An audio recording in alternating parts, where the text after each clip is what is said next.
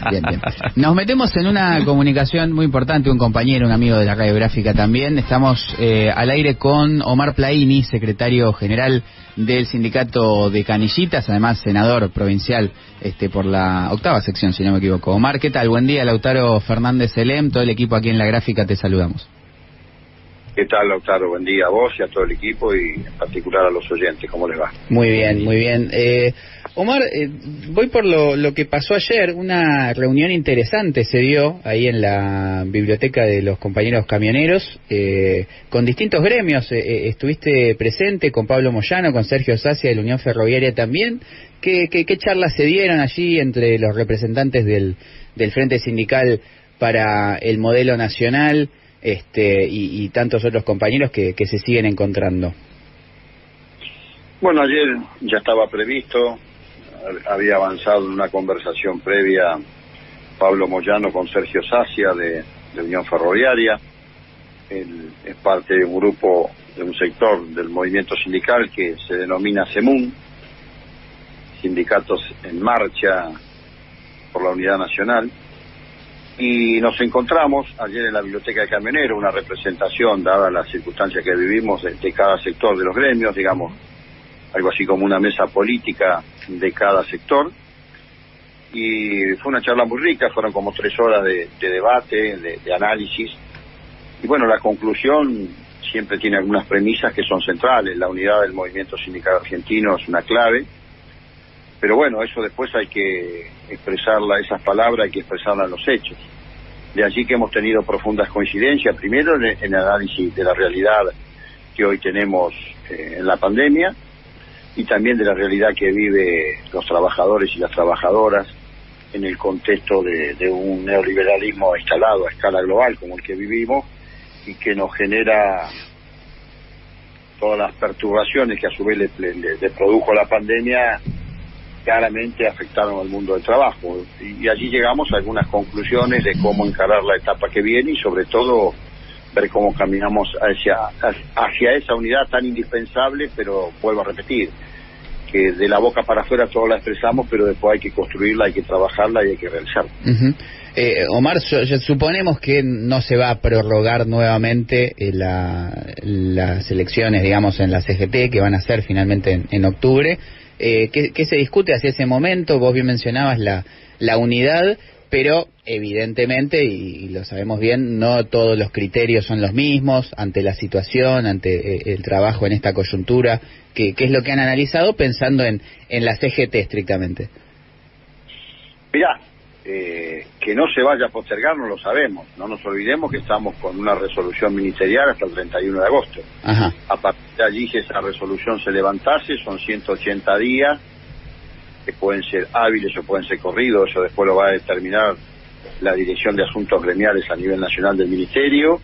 Va a ser su interpretación, seguro, de retomar los procesos electorales, lo que se denomina, lo que es en realidad asambleas ordinarias y extraordinarias, porque bueno, hay muchas organizaciones no solamente de tercer nivel, sino de primer nivel y de segundo nivel, que han quedado postergadas ya marcos eleccionarios del año pasado a raíz de esta pandemia que vive la humanidad. Así que esa es una cuestión que estará por verse. Todos esperamos y ansiamos que el 22 de agosto de este año se va a cumplir un año de prórroga que tiene el mandato de la CGT por las circunstancias conocidas, obviamente, que podamos realizar estas elecciones para renovar la conducción del Secretariado Nacional. Obviamente que coincidimos en varias cosas, inclusive uno de los temas de debate que se introdujeron allí, que quien te habla lo viene planteando hace muchísimo tiempo. Una de las 2 cuestiones que son centrales, en una coincidimos, que es el tema de un programa del movimiento sindical argentino, como alguna vez tuvimos tantos programas que tuvimos, 90 años de historia de la CGT que se cumplieron el año pasado. Y después el otro debate fue la metodología. Hoy, como está nuestro estatuto social de la CGT, el esquema es por cantidad de congresales, y por cantidad de congresales da que 10 o 15 gremios solamente con que se junten ya tienen más del 50% de esos congresales, digamos, cualquier situación de querer modificarse hace muy difícil frente a eso. Tengamos en cuenta que la Confederación General del Trabajo hoy tiene confederada 224 organizaciones. 224 estamos hablando, que están confederadas y que tienen que decidir la conducción del secretariado. Ahora bien, se juntan 15 y ya tienen más del 50% de los congresales. Esta metodología, hay algunos que venimos planteando que hay que modificarlas, entre ellos quien te habla. Vengo planteando que lo más democrático, lo más plural, para que no decidan 15 organizaciones, que numéricamente son grandes, yo eso no lo discuto. Ahora, no es lo mismo un sindicato grande que un gran sindicato, y hay organizaciones sindicales que numéricamente son chicas, pero que estratégicamente en el proceso del desarrollo socioeconómico en el país son estratégicas. Claro. Omar Ubaldini era cervecero, que no era el mayoritario. 1000 afiliados tenía. Sí, pero fue en otro contexto, fue en un contexto de dictadura, eso no se repitió nunca más. Ahí podríamos charlar largo el porqué de Saúl, que después, bueno, terminó siendo un líder indiscutido, y de los 3 grandes líderes que tuvo la historia de estos 90 años de la CGT, está Saúl incluido, obviamente. Ahora, lo que digo y que planteo es, ¿por qué no un sindicato, un voto? O como el Comité Central Confederal, que las organizaciones numéricas más grandes tienen 3 votos y las más chicas tienen 1, que ahí se empareja más la cosa. Sin embargo, cuando vos vas, eso para el Comité Central Confederal, cuando vos vas a la elección de autoridades, son cantidades congresales de acuerdo a la cantidad de afiliados que tenés, y ahí se produce una disparidad, unas asimetrías enormes. Claro. Entonces, este es un tema que ayer lo debatimos, hay bastante coincidencia en este punto también, hubo bastante coincidencia, pero bueno, sabemos que en este contexto, no solamente para renovar autoridades, sino también si discutimos una nueva actualización del estatuto de la CGT, va a ser un tema también intrínsecamente mucho más discutido. Ahora, también es cierto que si vos tomás el Congreso de la CGT del año 1962, eran 92 organizaciones sindicales confederadas, y las organizaciones de primer grado en la República Argentina no llegaban a las 1000. Hoy, en el 2021, tenés 224 organizaciones confederadas, tenés otras 2 centrales que se corrieron de la CGT ya hace unos años, los 90, y tenés 3.500 organizaciones de base, de las cuales un poco más del 50% son con personería gremial y el otro con simple inscripción. Todo esto, desde mi perspectiva, no fortalece el movimiento sindical. Yo creo, y aquí sí hay que discutir alguna vez seriamente, las vanidades, los personalismos, todas cuestiones que no han ayudado y no ha coadyuvado a tener un movimiento sindical como alguna vez tuvimos, de la fortaleza que significa tener una sola central sindical como es la CGT, ¿no? ¿Cuándo cambió esto, Omar, de las elecciones y este sistema? No, en realidad en los años 90, en el 91 se conforma el ENCIPRON y luego se le da forma a la CTA. La CTA terminó también fragmentada. En realidad la CTA son 2 grandes organizaciones, que son CETERA y ATE, que también tienen su cuestión interna, con algunas organizaciones sindicales a nivel nacional es muy poquita, a nivel regionales pueden ser varias, pero esto también es cierto. En aquel momento, en la etapa del menemismo, hay un sector del sindicalismo, básicamente CTA, básicamente CETERA y ATE, que se incinden, planteando un nuevo modelo sindical que a la realidad de hoy, y visto el resultado, tampoco terminó siendo lo mejor para el movimiento sindical argentino, digamos.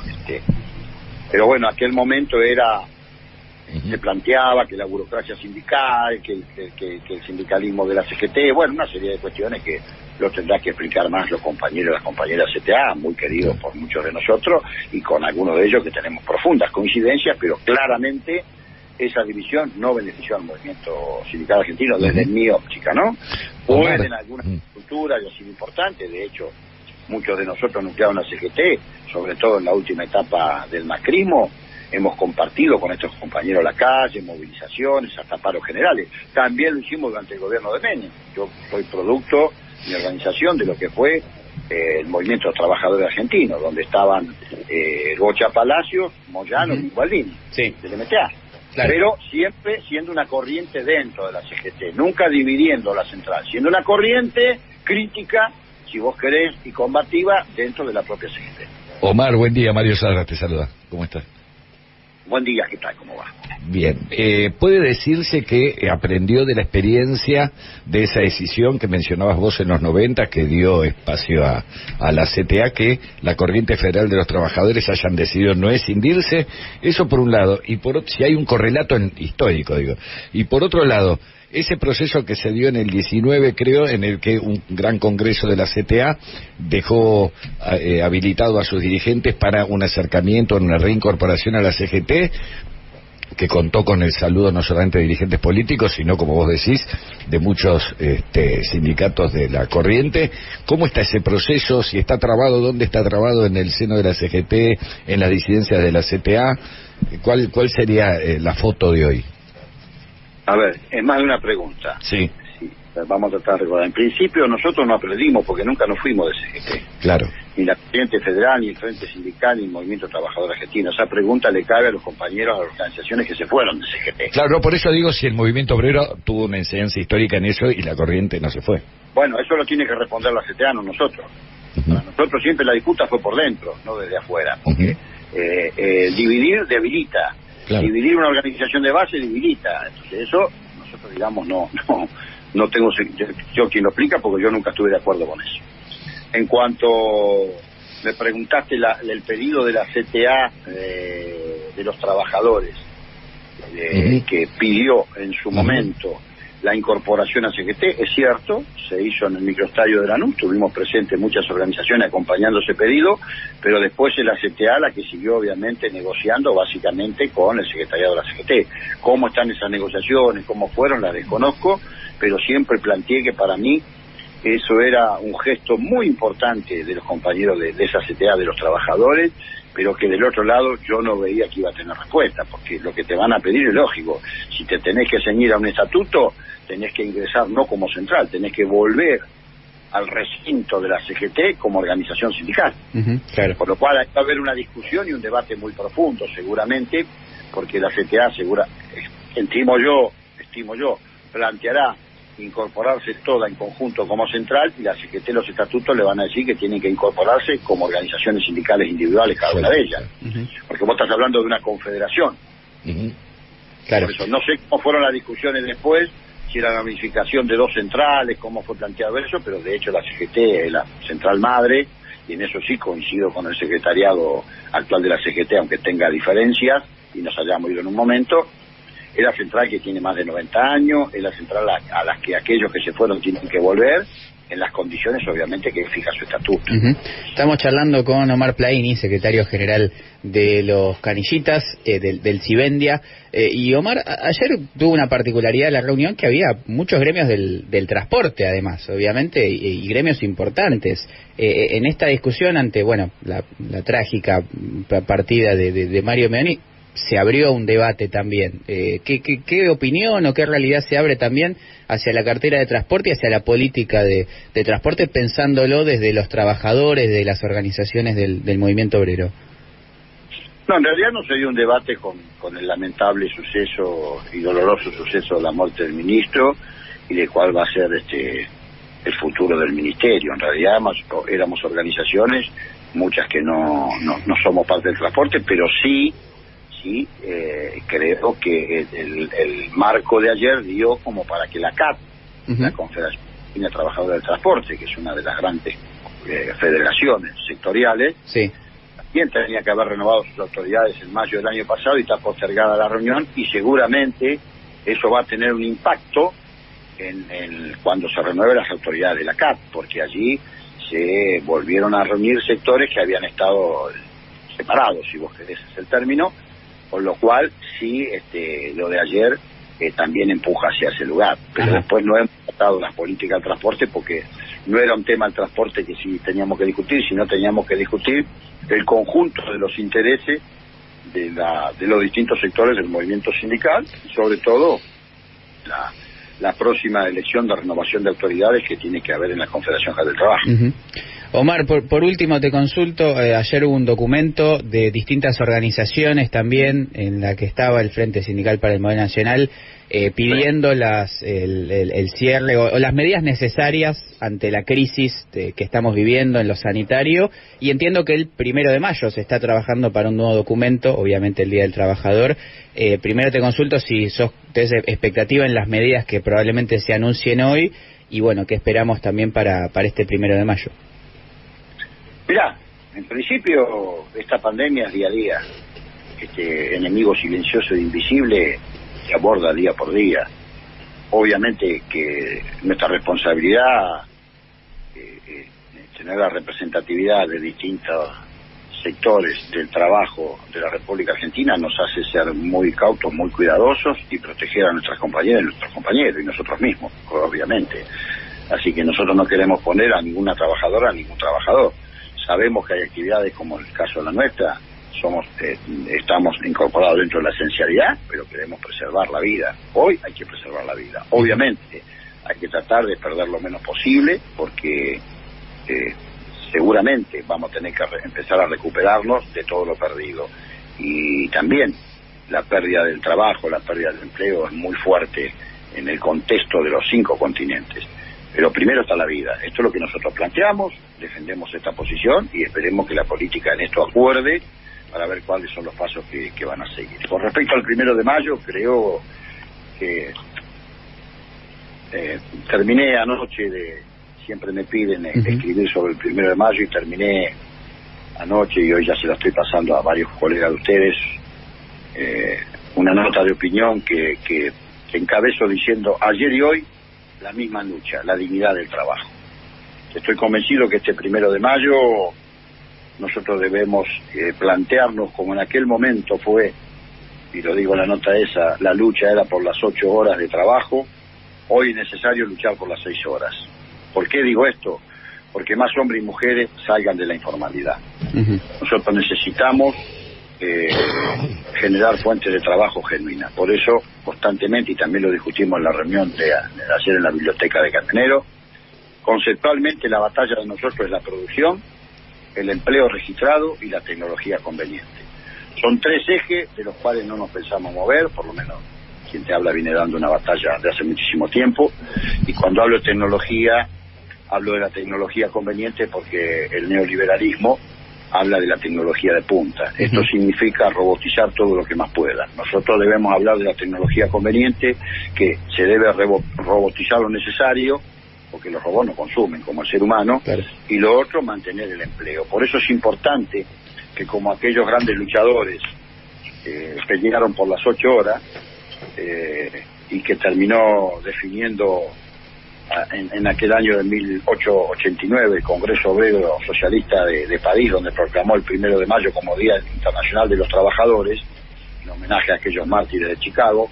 Hoy más que nunca nosotros debemos luchar por las 6 horas de trabajo, en un contexto difícil, porque está la economía de plataforma, porque está claramente las aplicaciones, porque tenemos el teletrabajo, porque bueno, se regula todo lo que puede y precariza Mercado Libre, Uber, Rappi, Pedidos Ya. Bueno, tenemos un gran desafío. Por eso creo que un tema central hoy del movimiento sindical en este 1 de mayo es las 6 horas laborales.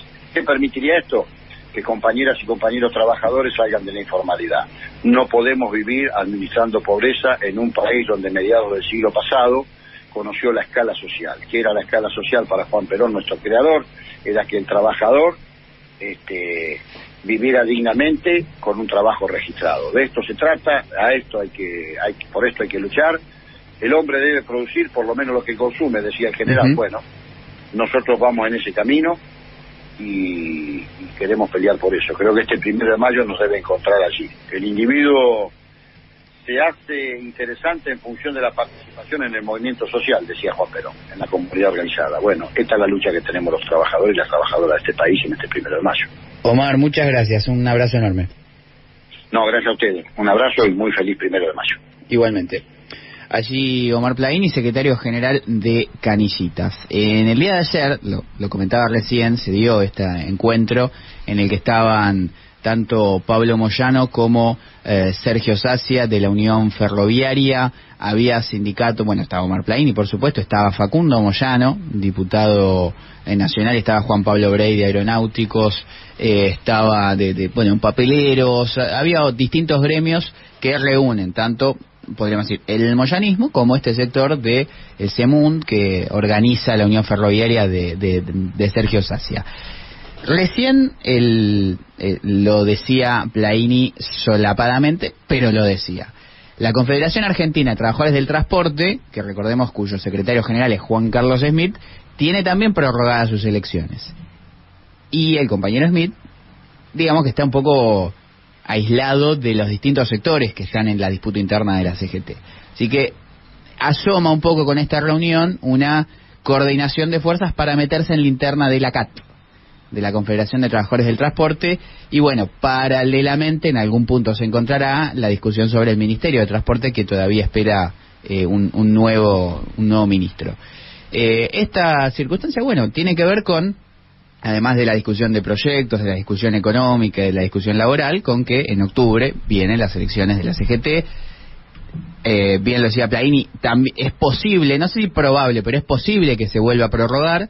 Pero es una coordinación de fuerzas que empiezan a medirse, esta es la realidad y está perfecto, digamos, son distintos encuentros que se empiezan a dar pensando en ese momento, así que hay que tenerlos en cuenta también.